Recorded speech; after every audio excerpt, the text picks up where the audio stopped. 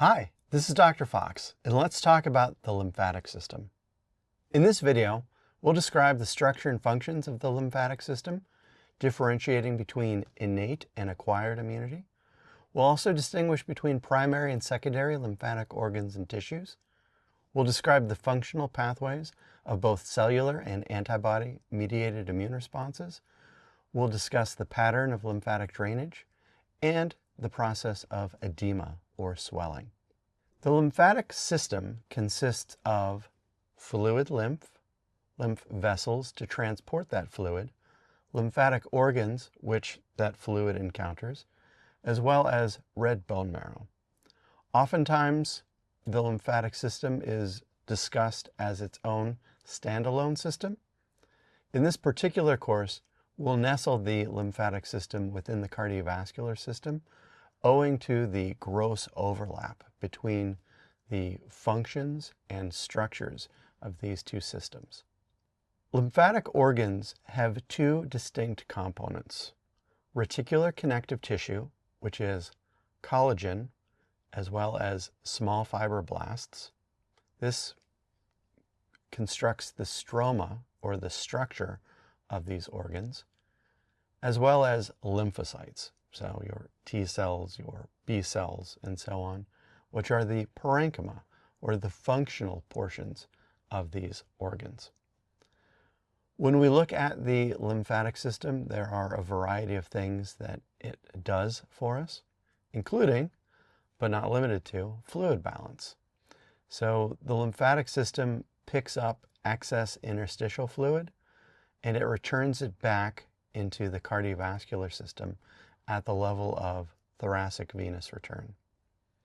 The lymphatic system is also important for the absorption and transportation of lipid-soluble vitamins, such as vitamins A, D, E, and K, from the lining of the gut tract up to the liver. And its most notable function is that of facilitating immune responses against pathogens. When we speak of immunity, there are two distinct types. There is innate immunity and acquired immunity. With innate immunity, this is something that is non-specific and requires no previous contact with an antigen to perform. These are things that are present at or before birth that protect us against a variety of pathogens. So examples of innate immunity: fever, so raising temperatures to limits where viruses don't adequately replicate; inflammation, or moving fluid into an area and warming it so as to have enzymes function at more proper levels for the body and less proper levels for pathogens. These are all examples of innate immune responses. We can contrast that with acquired immunity.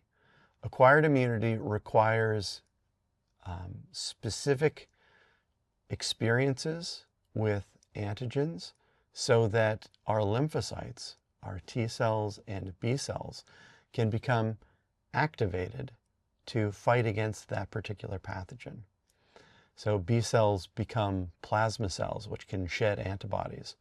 And then T cells and plasma cells can hang out for long periods of time as memory cells that are ever vigilant against those particular pathogens again. So with acquired immunity, it's a more powerful response, and it's one that can last over a longer period of time. Within the context of the lymphatic system, we have a variety of lymphatic organs and tissues. We have both primary lymphatic organs and secondary lymphatic organs.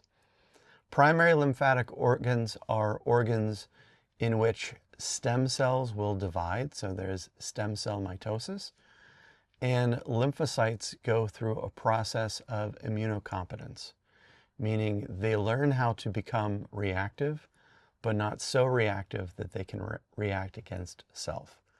So the two major types of primary lymphatic organs are our red bone marrow, that's hematopoietic connective tissue, Red bone marrow is very common at the ends of long bones as well as flat bones. And then there is the thymus. The thymus, or the thymus gland, is glandular tissue that exists in the anterior mediastinum. So this is just kind of anterior to the heart and the great vessels within the thoracic cavity. Then there are the secondary lymphatic organs and tissues. So secondary lymphatic organs and tissues are those where there are immune responses. So lymph nodes are an example of a secondary lymphatic organ. These are capsular structures into which lymph flows through and then out to other regions of the body. And then there are lymphatic nodules. Lymphatic nodules are not organs because they lack a capsule and they have no underlying architecture. They're just masses of lymphatic tissues, but nevertheless, they can facilitate immune responses. The other major secondary lymphatic organ is that of the spleen. The spleen is found in the left upper quadrant against the diaphragm, the stomach, and the left kidney. Now we have the lymphocytes. Lymphocytes are what facilitate acquired immunity. These are part of the parenchyma, or the active component of the lymphatic system. So there are two types of acquired immunity: cellular immunity and humoral immunity. Let's start with cellular immunity. Cellular immunity is the purview of T cells, and the T stands for thymus. Sometimes you'll hear them pronounced as thymocytes, cells from the thymus. They come in a variety of types. So there are cytotoxic T cells, sometimes referred to as CD8 plus cells because of an integral membrane connector on their surface. There are also helper T cells, or CD4 plus cells, and memory T cells that can be derived from those cytotoxic T cells. And then finally, T regulatory cells, sometimes called Tregs or T suppressor cells, that are important for limiting autoimmune responses. So let's take a look at how cytotoxic T cells and T helper cells are part of acquired immunity. So our story starts with an APC, an antigen presenting cell. So usually these are macrophages which have brought a pathogen into them and have digested them down into smaller bits, and then they move pieces of that pathogen, we'll call them antigens, onto their surface. And they can then present this antigen to a helper T cell. They can also present the antigen to a cytotoxic T cell. Now, the surfaces of these helper and cytotoxic T cells are covered with different membrane receptors. And if they happen to be the same shape as that antigen, they can become activated. And so the classic and more powerful mediation involves T helper cells and cytotoxic T cells getting co-stimulated by each other and the antigen presenting cell. And then that cytotoxic T cell can go out and find pathogens that contain that antigen and destroy them. Cytotoxic T cells can also become activated just from an antigen presenting cell, but this is a weaker response. Those activated cytotoxic T cells through either pathway can persist and become memory T cells, hanging out in the periphery of tissues, waiting to encounter that pathogen again. The other type of specific immunity is humoral immunity. We can contrast this with cellular mediated immunity, which works through T cells. Humoral immunity does its work through antibodies. Now, antibodies are the product of plasma cells, but let's not get too far ahead of ourselves. So we have T cells and B cells.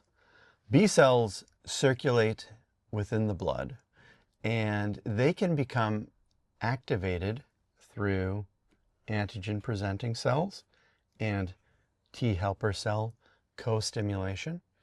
And what happens is that same antigen that could activate a T cell can also activate a B cell. And when the B cell becomes activated, it transforms into a plasma cell. Typically, plasma cells are activated within tissues, and they begin to secrete antibodies that are specific for the particular antigen that activated them. So their antibodies will have very specific variable regions that can encounter specifically shaped antigens and then destroy them. Plasma cells that persist within the tissues become memory B cells. So this is important for longer-term immunity, such that if the pathogen is encountered a subsequent time, maybe weeks, months, or even years down the road, they can very quickly mount an immune response. So if you've ever had your titer drawn, that's a measure of the antibodies that are circulating within your bloodstream. So you have some capacity of mounting an immediate immune response against a pathogen that is subsequently encountered later. Lymph circulation is a rather interesting pathway.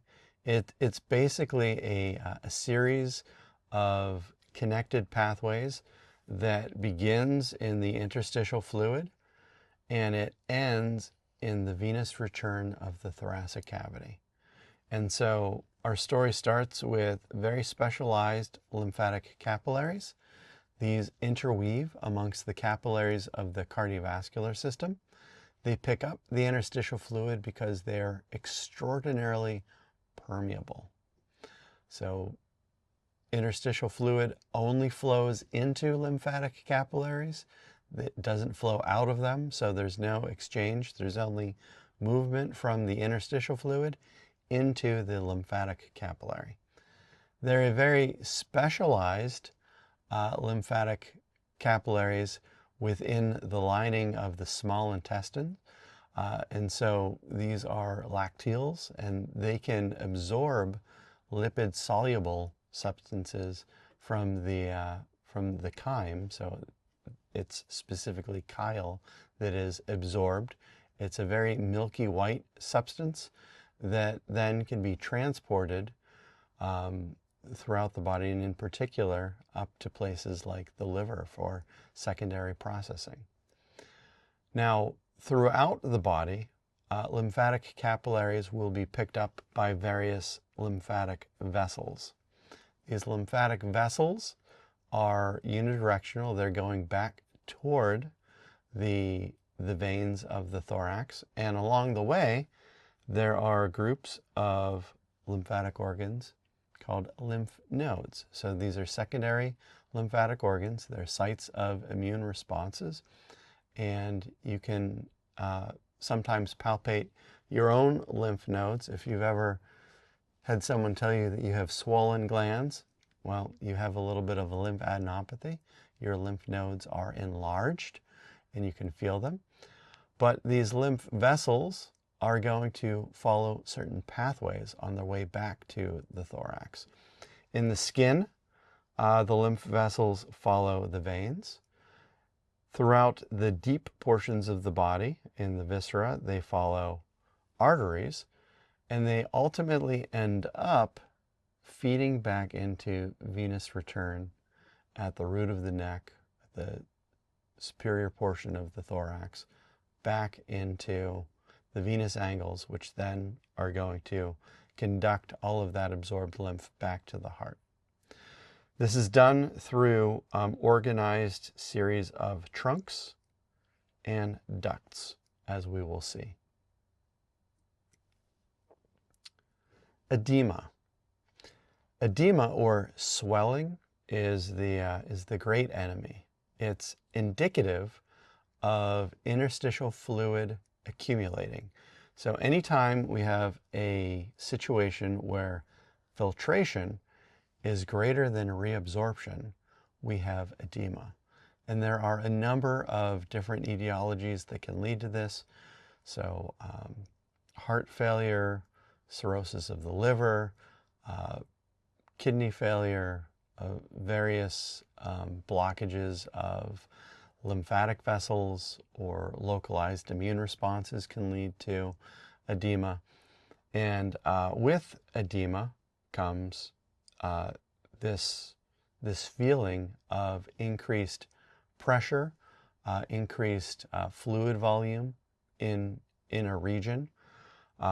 Edema can be caused by some sort of lymphatic disruption, and when that happens, we refer to it as lymphedema.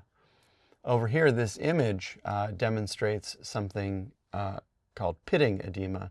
And with pitting edema, if you apply pressure to an area, it's very slow to rebound.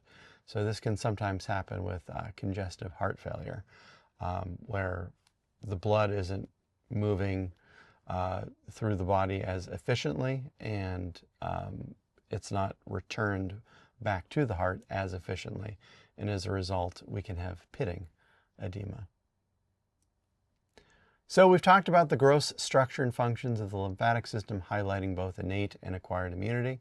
We've discussed differences between both primary and secondary lymphatic organs and tissues. We've also discussed the pathways of both cellular and humoral mediated immune responses.